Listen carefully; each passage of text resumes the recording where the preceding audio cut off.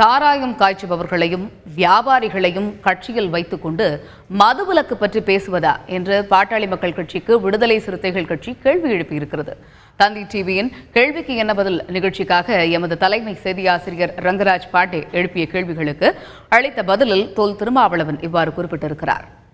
மதுவிலக்கு தேவை, அது கட்டாயம் அமல்படுத்தணும். நீங்கள் சொன்னது போல படிப்படியாக அமல்படுத்த வேண்டும். ஆனால் இந்த மதுவிலக்கு பிரச்சனையை முன்னிறுத்தி மதுவிலக்கு மாவீரர்களாக பலர் தன்னை முன்னெடுத்து செல்கிறார்கள் அப்படின்னு சொல்லி நீங்கள் குற்றம் சாட்டுறீங்க.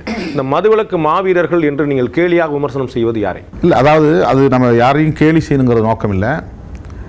மனப்பூர்வமாக சசி பெருமாள் மாதிரி மக்கள் நலனில் அக்கறை கொண்டு, தேச நலனில் அக்கறை கொண்டு மதுவிலக்கை அமுல்படுத்த வேண்டும் என்று சொல்லுவது எத்தனை பேர் அப்படிங்கிறது தான் அதில் ஒரு கேள்வி நமக்கு எழுது. அந்த மனப்பூர்வமா அப்படிங்கிற வார்த்தைக்கான உட்பொருள் என்ன? உட்பொருள் என்னன்னா, சில பேர் கள்ளச்சாராயம் காய்ச்சுகிறார்கள், கள்ளச்சாராயத்தை விற்பனை செய்கிறார்கள், அந்த தொழிலில் அந்த சாம்ராஜ்யத்தில் அதிபர்களாக இருக்கிறார்கள்.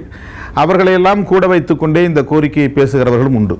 அரசியலுக்காக, தேர்தலுக்காக, தேர்தல் ஆதாயத்திற்காக இதை முன்னெடுக்கிறார்கள் என்பதையும் நாம் சுட்டிக்காட்டாமல் இருக்க முடியவில்லை. திருமாவளவன் மறைத்து பேசி பழக்கம் இல்லாதவர், நீங்கள் யாரை என்று குறிப்பிடலாம் தெரியுமா? ஊரறிந்த உண்மை. இன்றைக்கு பாட்டாளி மக்கள் கட்சி மதுவிலக்கு கொள்கையை உயர்த்தி பிடிக்கிறது, வரவேற்கிறோம், பாராட்டுகிறோம். ஆனால் அந்த கட்சியை சார்ந்தவர்கள் பல பேர் நீண்ட காலமாக இந்த தொழிலில் ஈடுபட்டவர்கள் என்று வழக்குகள் பதிவாகி இருக்கின்றன.